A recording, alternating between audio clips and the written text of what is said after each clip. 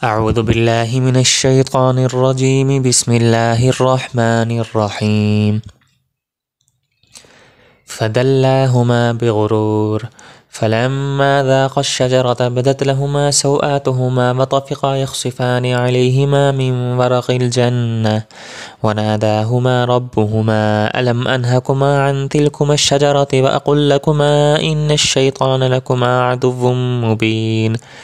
قالا ربنا ظلمنا أنفسنا وإن لم تغفر لنا وترحمنا لنكونن من الخاسرين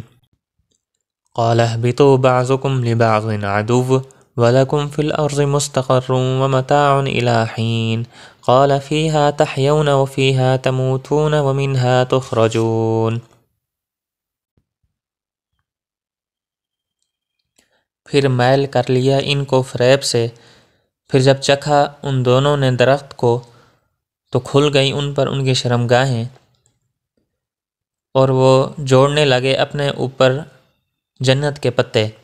اور پھکارا ان کو ان کے رب نے، کیا میں نے تم کو منع نہیں کیا تھا اس درخت سے، اور نہیں کہا تھا کہ شیطان تمہارا کھلا دشمن ہے؟ تو وہ دونوں عرض کرنے لگے، اے ہمارے رب، ہم نے اپنی جانوں پر ظلم کر لیا، اگر آپ نے ہمیں نہ بخشا اور ہم پر رحم نہ کیا، البتہ ہم خسارہ اٹھانے والوں میں سے ہو جائیں گے۔ اللہ تعالیٰ نے فرمایا، تم اترو، تم ایک دوسرے کے دشمن ہو گئے، اور تمہارے واسطے زمین میں رہنے کی جگہ ہے اور ایک وقت تک نفع اٹھانا ہے۔ قال فیہا تحیون، اللہ تعالیٰ نے فرمایا، تم اسی میں زندہ رہو گے، تم اسی میں مرو گے، اور تم اسی سے نکالے جاؤ گے۔ حضرت آدم علیہ السلام کا قصہ چل رہا تھا۔ پچھلے درس میں ہم نے یہ پڑھا تھا کہ حضرت آدم علیہ السلام اور حضرت اماں حوا نے شیطان کے وسوسے ڈالنے کی وجہ سے اس کے بہکاوے میں اور اس کے فریب میں آ کر اس منع کیے ہوئے درخت سے کھا لیا، جس درخت سے اللہ تعالیٰ نے منع کیا تھا، اس درخت سے انہوں نے پھل وغیرہ کھا لیا۔ شیطان کے بہکاوے میں آ کر اور اس درخت کے پھل کو اللہ تعالیٰ کے قرب کا ذریعہ سمجھ کر حضرت آدم علیہ السلام نے اس پھل کو کھا لیا۔ اس درخت کے پھل کے کھانے کا جو انجام ہوا، اس انجام کو اللہ تبارک و تعالیٰ ان آیات میں ارشاد فرما رہے ہیں۔ یہ بتایا گیا ہے کہ جب حضرت آدم علیہ السلام نے اس درخت کے پھل کو کھایا تو جنت کا لباس یا وہ پردہ جو ان کی سطر کے اوپر تھا وہ اتر گیا، وہ ختم ہو گیا۔ اللہ تبارک و تعالیٰ نے انسان کی فطرت کے اندر یہ رکھا ہے کہ وہ اپنی سطر کو، اپنی شرمگاہ کو دوسروں سے چھپاتا ہے۔ جنت کے اندر جب حضرت آدم علیہ السلام تھے تو اس وقت بھی ان کی سطر کو اور ان کے پردے کو چھپانے کے لیے اللہ تبارک و تعالیٰ نے کوئی انتظام کر رکھا تھا۔ بعض یہ کہتے ہیں کہ ان کی سطر پر ایک نور کا پردہ تھا، اور بعض یہ کہتے ہیں جنت کے لباسوں میں سے ایک لباس پہنا ہوا تھا، جس کی وجہ سے ان کی سطر دوسروں سے چھپی ہوئی تھی۔ جب یہ درخت کھا لیا جس درخت سے منع کیا ہوا تھا، تو وہ نور کا پردہ یا وہ لباس جو جنت کا اللہ تعالیٰ نے ان کو پہنایا ہوا تھا وہ فوراً اتر گیا۔ تو اپنی فطرت کے مطابق دوسروں سے اپنی سطر کو چھپانے کے لیے حضرت آدم علیہ السلام اور حضرت اماں حوا جنت کے پتوں کو اپنے اوپر ڈالنے لگے اور اپنی سطر کو چھپانے لگے۔ اللہ تبارک و تعالیٰ نے ان کو پکار کر کہا، کیا میں نے تم کو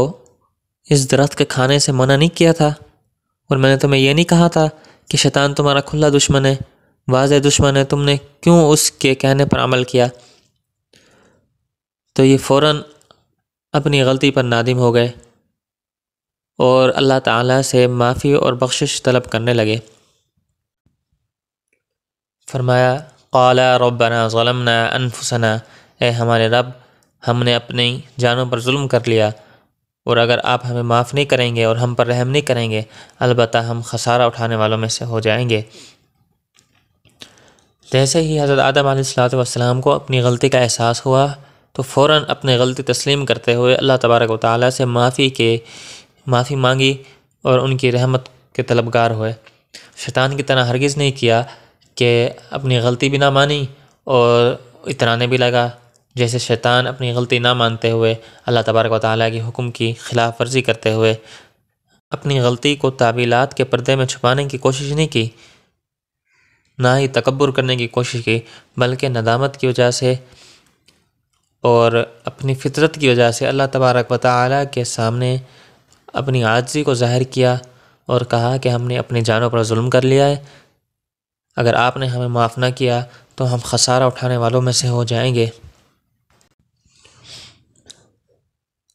جب حضرت آدم علیہ السلام نے اللہ تبارک و تعالیٰ سے معافی مانگی تو اللہ تبارک و تعالیٰ نے ان کو معافی دیتے ہوئے فرمایا کہ اہبطوا بعضکم لبعض عدو، کہ تم زمین میں اتر جاؤ، تمہارا بعض کا دشمن ہوگا، یعنی تمہاری اولاد میں سے بعض لوگ بعض کے دشمن ہوں گے۔ وَلَكُمْ فِي الْأَرْضِ مُسْتَقَرٌّ وَمَتَاعٌ إِلَىٰ حِينٍ، تمہارے لیے زمین میں ٹھہرنے کی جگہ ہے اور ایک وقت تک نفع حاصل کرنا ہے۔ قَالَ فِيهَا تَحْيَوْنَ وَفِيهَا تَمُوتُونَ وَمِنْهَا تُخْرَجُونَ، اللہ تعالیٰ نے فرمایا تم اسی میں جیو گے، اسی میں تم مرو گے، تم اسی سے دوبارہ زندہ کیے جاؤ گے۔ قرآن پاک کی دوسری آیات کو ملا کر یہ معلوم ہوتا ہے کہ اللہ تبارک و تعالیٰ نے حضرت آدم علیہ السلام کی معافی کو قبول کر لیا اور پھر ساتھ میں یہ بھی فرما دیا کہ اب جنت سے اتر کر دنیا میں چلے جاؤ، دنیا میں رہو اور دنیا کے اندر ہی تم زندگی گزارو گے، اسی میں تمہاری موت آئے گی اور تم اسی سے نکالے جاؤ گے۔ مطلب یہ ہے کہ زندگی تمہاری وہیں پہ گزرے گی، جس طرح تم کو پیدا زمین سے کیا ہے، مٹی سے کیا ہے، اسی طریقے سے تم زندگی بھی دنیا کے اندر مٹی کے اوپر گزارو گے، اور جب موت آئے گی تو پھر اسی مٹی کے اندر ہی جاؤ گے۔ وَمِنْهَا تُخْرَجُونَ، اور جب قیامت کے دن اللہ تبارک و تعالیٰ تم کو نکالیں گے تو پھر اسی مٹی سے ہی نکالیں گے۔ حضرت آدم علیہ السلام اور شیطان کے اس قصے کا تذکرہ کرنے سے بہت سارے فوائد حاصل ہوتے ہیں۔ ان فائدوں میں سے ایک فائدہ یہ ہے، اللہ تبارک و تعالیٰ نوع انسانی کو یہ بتانا چاہتے ہیں کہ اللہ تعالیٰ کی مخالفت کرنے سے، اللہ تعالیٰ کے حکم کو نہ ماننے سے، اللہ تعالیٰ کا انکار کرنے سے اس کا نتیجہ کتنا برا ہو سکتا ہے۔ شیطان نے اللہ تبارک و تعالیٰ کا حکم نہیں مانا، اللہ تبارک و تعالیٰ نے اس کو مردود قرار دے دیا۔ دوسرا فائدہ یہ ہے کہ اللہ تعالیٰ نے یہ بتایا کہ شیطان انسان کا واضح اور کھلا دشمن ہے، ازل سے لے کر ابد تک وہ دشمن ہی رہا ہے۔ شیطان انسان کو نیکی کے راستے سے ہٹا کر برائی کی طرف لے کر آنا چاہتا ہے، لہٰذا اس سے بچنے کی کوشش کرنا چاہیے۔ اور ایک اور اہم فائدہ یہ ہے کہ اللہ تعالیٰ یہ بتانا چاہتے ہیں کہ جب انسان سے کوئی غلطی ہو جائے تو فوراً اپنی کیے پر نادم ہو کر اللہ تعالیٰ سے معافی مانگنی چاہیے، شیطان کی طرح تکبر کر کے اور تعویلات نہیں کرنی چاہیے، اللہ تعالیٰ کے حکم کی نافرمانی نہیں کرنی چاہیے، بلکہ حضرت آدم علیہ السلام کی طرح فوراً اپنی غلطی سے معافی مانگنی چاہیے اور اللہ تعالیٰ سے رحمت کی امید رکھنی چاہیے کہ اللہ تعالیٰ معاف فرما دیں گے، اس لیے کہ اللہ تعالیٰ کی عفو و